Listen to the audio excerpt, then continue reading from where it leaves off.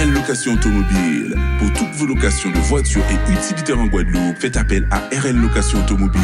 Avec RL Location Automobile, réservez en toute tranquillité, 7 jours sur 7, 24 heures sur 24. RL Location vous propose une large gamme de voitures et d'utilitaires au meilleur prix sur le site internet www.rl-location.com. RL Location, c'est aussi l'assistance et la livraison. Pour tout renseignement, contactez-nous au 05 90 106 687. RL Location Automobile, la location en toute simplicité. Attention, chez RL Location offre exceptionnelle en ce moment pour un véhicule catégorie A, minimum 10 jours, 12 € par jour. Un véhicule catégorie B, minimum 10 jours, 18,90 € par jour. Guadeloupe, actualité. Que Rodrigue Solitude est placé sous contrôle judiciaire avec interdiction de quitter le territoire français. Le directeur de Respire Plus est soupçonné de prise illégale d'intérêt par une personne chargée d'une mission de service public. Pour rappel, la société Respire Plus avait été créée dans l'urgence avec 500 000 € de fonds engagés par la collectivité régionale pour la fabrication de masques pendant la pandémie. Le procès devrait débuter en 2023 et risque de faire grand bruit. Et grâce à une grande battue organisée par les Marie-Galantais, Madame Thérèse Dambury a finalement été retrouvée saine et sauve. Atteinte d'Alzheimer et portée disparue depuis le 4 octobre dernier, la sexagénaire s'en sort indemne après 5 jours seule dans la nature. Une bonne nouvelle pour ses proches et les bénévoles, soulagés d'avoir pu lui porter secours à temps. Le reportage de Foufou Gong. Cette image, c'est l'image forte de ce dimanche. Thérèse Roseline Julien, entourée de pompiers et de ses proches. Elle va bien, elle parle. Stéphanie est une amie de sa fille qui participait aux recherches. Ça me fait plaisir. Elle nous demande comment on va et tout. Elle nous a dit qu'elle se promenait, elle était chercher. Elle avait des herbes dans sa main, elle cherchait du feuillage à tête chaude. Mais elle est consciente, elle parle. Ah, ça fait plaisir, franchement. Elle n'est pas blessée. Les constantes sont bonnes, elle marche tranquille, franchement. Incroyable. Après 5 jours. Hein. Ouais, tranquille, quoi. Elle est plus en forme que nous. Il faut maintenant la ramener à la surface, à la civilisation, car nous sommes dans le fond d'une ravine. Difficile de penser qu'une sexagénaire, pieds nus de surcroît, ait pu se déplacer ici. Il y a plus d'1 kilomètre à marcher sur un terrain accidenté. La solidarité joue à plein régime pour dégager le passage. Une grande battue avait lieu le matin même. Plusieurs dizaines de personnes y ont participé, alors les volontaires ne manquent pas. Accueillis sur le parking de l'amicale Écolambda à Saragotte, c'est le soulagement. Elle y retrouve ses filles notamment, ainsi que son mari.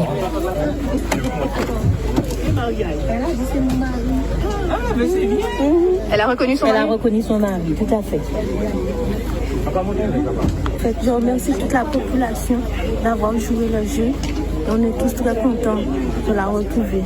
Ce sont 2 gendarmes qui l'ont retrouvée, suivant un instinct par rapport à d'autres disparitions qui ont déjà eu lieu dans le même secteur. Elle est ce que j'appelle la jungle. Elle était errante dans les sous-bois, en dehors des chemins. Et c'est lors d'une recherche que vous étiez Oui, tous les 2 gendarmes. Ok, bravo. C'est un secteur que je connais un peu et que on a eu l'occasion de retrouver des personnes. Mais comme par hasard, on l'a trouvé du côté opposé des recherches. Ce que j'ai voulu faire aujourd'hui parce que c'était pas la logique. Thérèse Roseline Julien a été retrouvée à quelques kilomètres de chez elle, après 5 jours qui ont paru une éternité. Vous pouvez noter beaucoup de disparitions de personnes atteintes de maladies mentales, ce qui va relancer la problématique de la prise en charge, parce que les familles, effectivement, peuvent les aider, mais sont assez limitées, surtout lorsqu'ils ne font pas partie du corps médical. Et dans le cadre de la journée nationale du deuil périnatal qui arrive, le GIPRASPEG aide les professionnels de santé à appréhender le deuil périnatal, une période très difficile. Regardez. Dans le cadre de la journée mondiale de sensibilisation du deuil périnatal qui aura lieu le 15 octobre, nous avons profité de cette semaine en amont pour organiser une formation pour tous les professionnels de santé qui accompagnent les jeunes mamans et les jeunes couples dans cette problématique. C'est vrai que le deuil, on n'en parle pas. Il y a toujours des deuils quand il y a un décès d'adulte, mais quand il y a le décès d'un fœtus, à l'époque c'était tabou, mais maintenant que nous avons des projets de grossesse en construction, il est normal que quand le projet n'aboutit pas, qu'on puisse aider les parents à faire leur deuil sur cette problématique. Dans le cadre du deuil périnatal, lorsqu'on apprend qu'on va perdre ou qu'on perd son enfant, le sentiment premier, notamment chez la femme, c'est le déni. On a du mal à y croire. On n'en revient pas puisqu'on portait la vie, on n'imagine pas forcément une issue mortelle par la suite. Donc, après l'incompréhension, on se sent seul aussi puisqu'on ne sait pas trop, notamment en service de maternité, on n'est pas préparé, enfin, on attend la vie. Donc du coup, pouvoir échanger, on ne se sent pas forcément légitime en tant que maman. On a besoin de pouvoir parler, échanger et pas toujours avec la famille qui, des fois ils sont préparés, des fois ils peuvent accompagner, des fois eux-mêmes sont démunis, ils font comme ils peuvent, mais ça peut être maladroit et blessant d'autant plus pour les parents qui sont en deuil à ce moment-là en fait. C'est vraiment un drame, ça bouleverse les vies. À l'époque, on ne parlait pas du deuil périnatal. Les mamans faisaient des fausses couches et ça passait à l'as. On n'en parlait pas. Il fallait rebondir et continuer à vivre avec cette problématique. Mais on n'a pas évalué l'incidence que ça avait sur les prochaines grossesses et sur la vie de famille.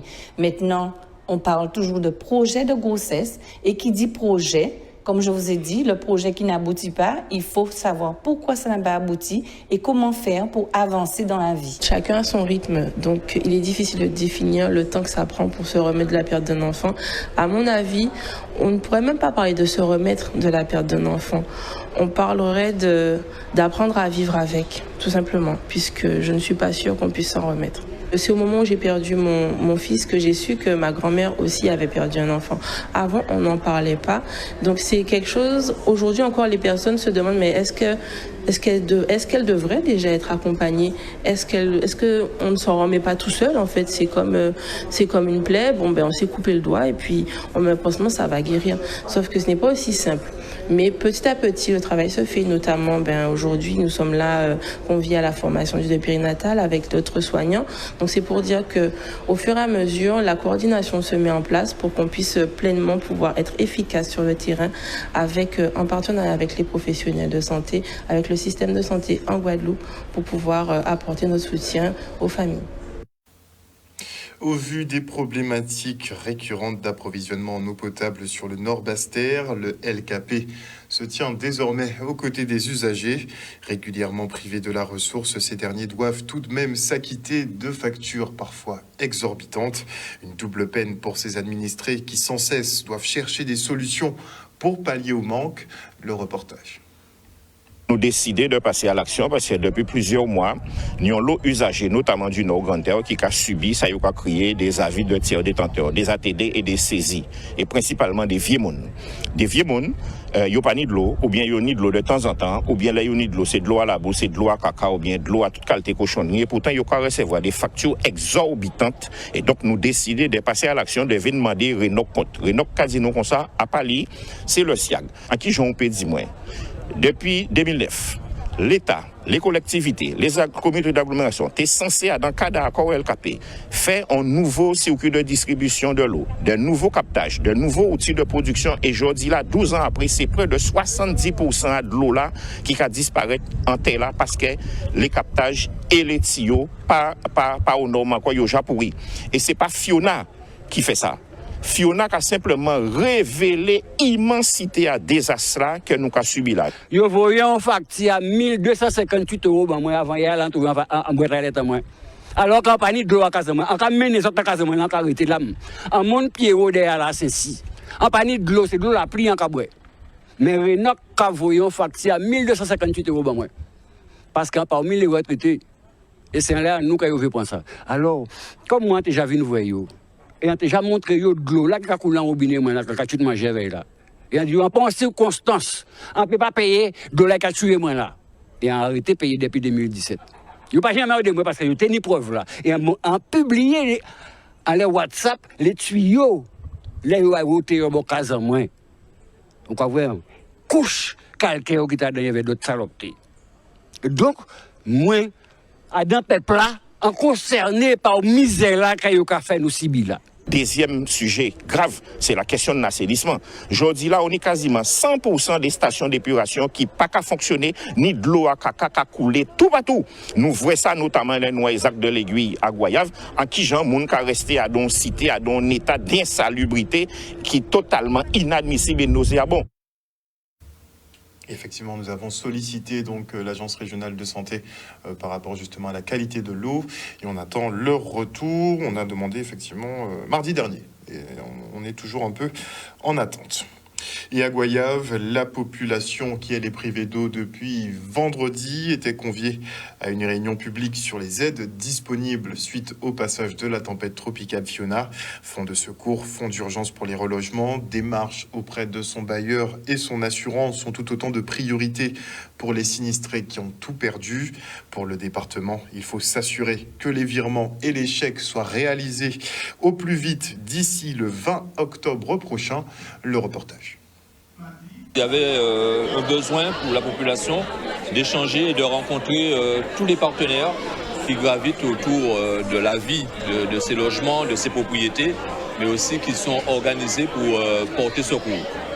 Évoquer les problèmes de l'urgence, évoquer les problèmes à court terme, évoquer les problèmes à moyen terme, et après aussi discuter de l'avenir de cette zone de la ZAC de l'Aiguille à long terme. Ce qui est surtout important aujourd'hui, c'est de veiller à ce que les dispositifs mis en place soient effectifs et soient concrets, que nous sommes en action. Et donc hier au niveau de Capesterre, aujourd'hui à Goyave, ma satisfaction c'est que le fonds de secours, nous avons des personnes qui attestent qu'ils ont déjà perçu les 700 €. Concernant le fonds d'urgence que nous mettons pour les personnes qui doivent être relogées, puisqu'au-delà du fonds de secours, on a rajouté un fonds d'urgence de 1 500 € pour permettre aux gens de pouvoir s'installer et rappeler les dispositifs. Rappeler que nos assistantes sociales, nos travailleurs sociaux interviennent pour accompagner, pour les aider à remplir ces dossiers. C'était intéressant, que ce soit pour le bailleur, savoir quelles démarches on peut effectuer. Pour les assurances également, tout est en cours, donc on attend le retour de l'assurance, savoir ce qui va être fait. J'ai trouvé que c'était que c'est bien. Moi, je ne m'attendais pas à autant de solidarité. Aussi, on a été vraiment bien accompagnés. Franchement, j'ai été surpris et agréablement surpris. Il est évident que la rivière continuera à passer là. Et, le changement climatique est tel et les gens ont cette peur. Et donc, il faut rassurer les gens et je suis ravi que d'abord la population ait répondu parce qu'elle était dans le besoin et ensuite que nos partenaires aient accepté courageusement de jouer le jeu, de venir répondre aux questions directes, flash, voilà, si je peux m'exprimer ainsi. Et donc je les remercie tous, depuis les bailleurs sociaux jusqu'au service du conseil départemental, en passant par les différentes associations. Et vous le voyez aussi, l'action de solidarité continue, puisque cette deuxième partie, maintenant, on va passer encore à des actions de solidarité. Moi, ce que je veux, c'est que les choses aillent vite, que d'ici le 20 octobre, que tous ces fonds, dès lors que les CK sont pu faire remonter, que tout cela soit réglé, que les virements et les chèques soient faits, parce que ce sont des personnes qui sont en situation précaire et de souffrance. Et nous nous sommes rendus sur le terrain d'ailleurs ce matin pour constater un peu tout cela. Et effectivement, on a eu des bons retours sur les démarches entreprises donc par les collectivités, les associations et les particuliers. Visiblement, les sinistrés sont très contents de tout ce qui a été réalisé, mais on a de moins bons retours sur certains bailleurs et propriétaires qui jouent un peu les fantômes, sachant effectivement qu'il y a de grosses réparations à entrevoir. Et le problème, c'est qu'il y a un manque de communication avec les locataires qui commencent à s'inquiéter. Et le groupe Bernard Ayotte, lui, porte une contribution financière aux communes de Goyave, Capesterre-Belle-Eau et Basse-Terre. Une enveloppe globale d'un peu plus de 100 000 € à raison de 33 500 € par territoire. De quoi venir en aide aux familles sinistrées. Le reportage de Charlie Dagonia. M. Bernard Ayotte m'a contacté après avoir aider beaucoup d'associations en matière d'aliments, comme vous l'avez entendu le maire de Goyave le dire. Et il m'a demandé comment, effectivement, il aurait pu encore accompagner des communes vraiment sinistrées. Alors moi, je lui ai dit ce que je sais, c'est que beaucoup de jeunes qui viennent d'entrer à l'école ont tout perdu. Je vais appeler les maires, et je les ai appelés, les 3 maires, pour leur demander leurs besoins. Ils m'ont expliqué un peu en matière de matériel dans les maisons, de matériel scolaire. Et c'est ainsi que nous avons... J'ai été l'interlocuteur, effectivement, de ces 3 maires, des 3 communes les plus sinistrées, pour pouvoir accompagner ces familles. Et nous sommes vraiment contents aujourd'hui. Hein. On avait parlé d'une somme, et je vois qu'ils ont donné plus, donc ça fait encore plus plaisir. Et montrer en plus, ils sont là pour accompagner, effectivement, les familles sinistrées de la Guadeloupe. Comment ne pas être insensible à la détresse des populations du sud d'Astère et en particulier à celle de Cap-Esther, de Goyave et de Gourbert et de Bastère, pardon. Le groupe Bernard Ayotte, à travers son président Bernard Ayotte, a tenu à manifester très rapidement sa solidarité en organisant avec le président de région et les 3 maires des communes citées une convention qui permet à ces communes de faire face à des dépenses immédiates et urgentes et de première nécessité. Bien évidemment, nous ne demandons rien aux mairies, nous ne leur disons pas ce qu'elles doivent faire.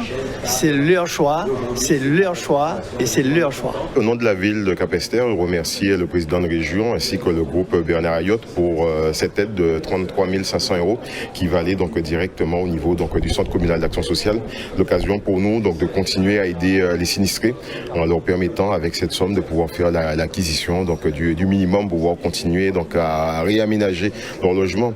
Parce que comme nous le disions, hein, le plus compliqué aujourd'hui reste quand même de régler ce problème des sinistrés qui ont tout perdu. Or, nous sommes encore au mois de septembre, au mois d'octobre, avec ces enfants qui viennent de faire leur rentrée scolaire, au travers donc, de ces parents aussi qui doivent pouvoir se projeter. Donc en gros, toute cette aide nous permettra effectivement de pouvoir les accompagner au mieux et on ne peut que remercier ces bienfaiteurs. Nous allons déjà l'encaisser très rapidement.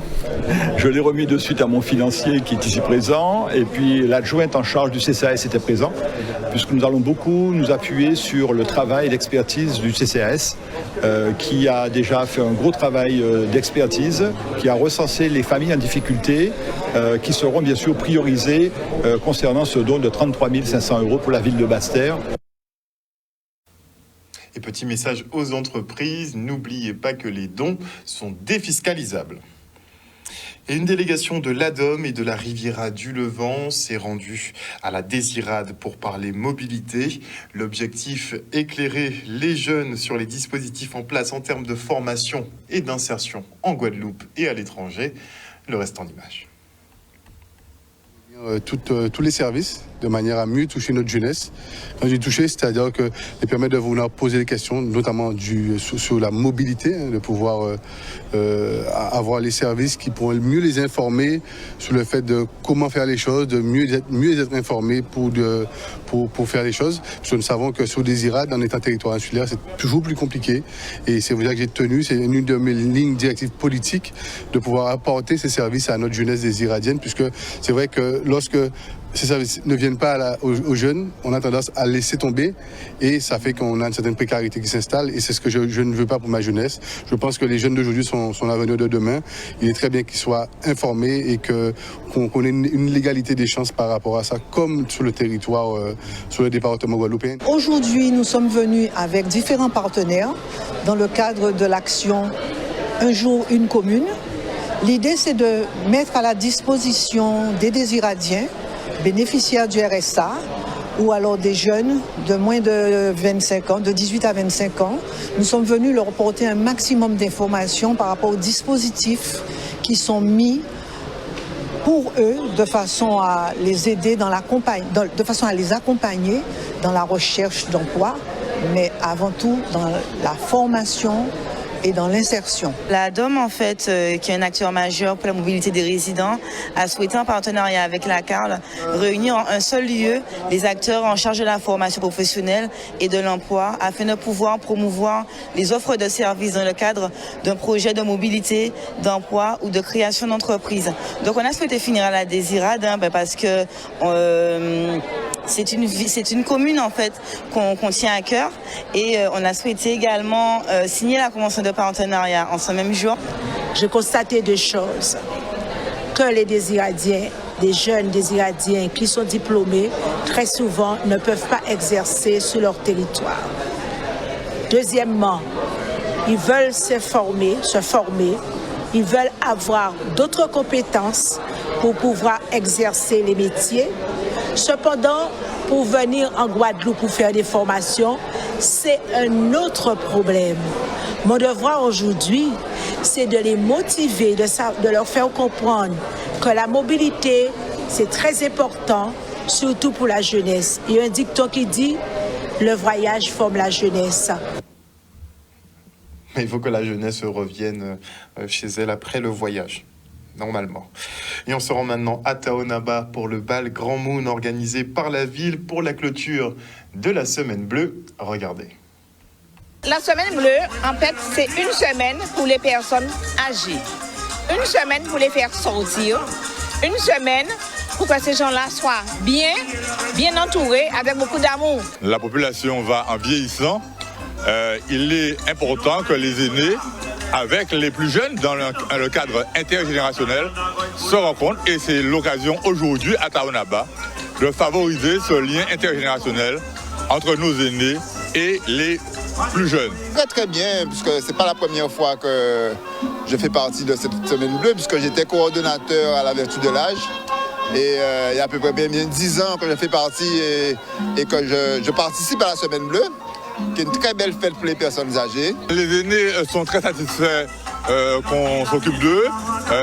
C'est l'occasion de mettre en avant la politique municipale pour l'intergénérationnel.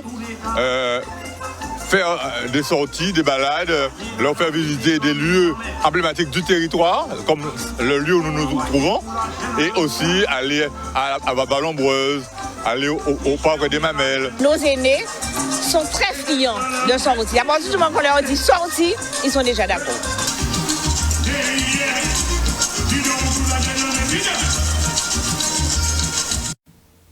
Et vous étiez plus d'1 millier à prendre le départ pour les foulées du ruban rose à Jarry. Un carton plein pour les organisateurs qui œuvrent à la sensibilisation autour du cancer du sein, que ce soit chez les femmes ou chez les hommes. Le reportage. Les organisateurs et nous avons pu avoir 1000 personnes qui se sont vraiment inscrites. Et d'autres personnes qui sont venues, je pense 300 à 400 personnes qui sont venues et on leur a demandé de venir en blanc ou avec d'autres couleurs. Parce qu'il y avait une assurance pour les 1000 personnes. Mais c'était vraiment une très belle manifestation, 5 km autour de Jarry pour comme on dit, la course, la marche contre le cancer. Vraiment, on ne peut être que fiers. Et on prépare déjà l'édition 2023 en espérant avoir 2500 personnes. Donc vraiment, c'est une très belle manifestation. Nous sommes vraiment très contents.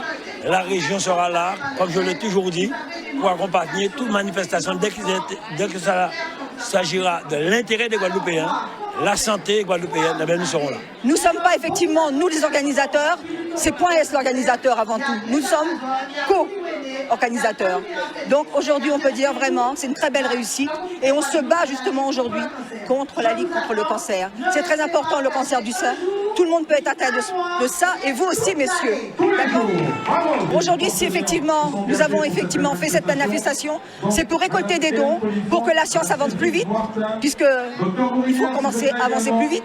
Et l'argent récolté qu'on a eu aujourd'hui servira pour la Ligue contre le cancer et aussi pour Amazon Guadeloupe. Toute l'année, la Ligue, le comité Guadeloupe, est présent sur des manifestations pour informer, pour sensibiliser les gens au cancer, leur donner les informations. Aussi pour leur dire aussi qu'il y a de grosses manifestations. Aujourd'hui, c'est Octobre Rose. On aura Mars Bleu, où on va faire la lutte contre les cancers colorectaux. Et ensuite, on va avoir aussi un relais pour la vie au mois d'août. Au mois de août, Et on va aussi toute l'année être présent sur ce qu'on appelle des villages santé dans de nombreuses communes. Il y a des chapiteaux, les gens peuvent aller voir des médecins parce qu'il y a des médecins, donc ils peuvent aller se faire dépister aujourd'hui même. Vous avez des stands d'information, des stands pour vous expliquer tout ce que vous voulez savoir et aussi pour dire aux gens que le comité Guadeloupe accompagne, écoute les personnes qui sont atteintes de cancer et leurs proches parce que le cancer va déstabiliser la famille. Donc on est là pour apporter ce qu'on appelle des soins support, des soins qui sont des soins pour le bien-être comme la sophrologie, le yoga, des soins pour faire de l'activité physique parce qu'on sait que l'activité physique va avoir une action sur la guérison et des soins aussi sociaux, de l'aide sociale, de l'aide financière. Outremernews.fr, le site de l'actualité Outre-mer, 24 heures sur 24 et 7 jours sur 7. Retrouvez la chaîne Outremer News sur YouTube.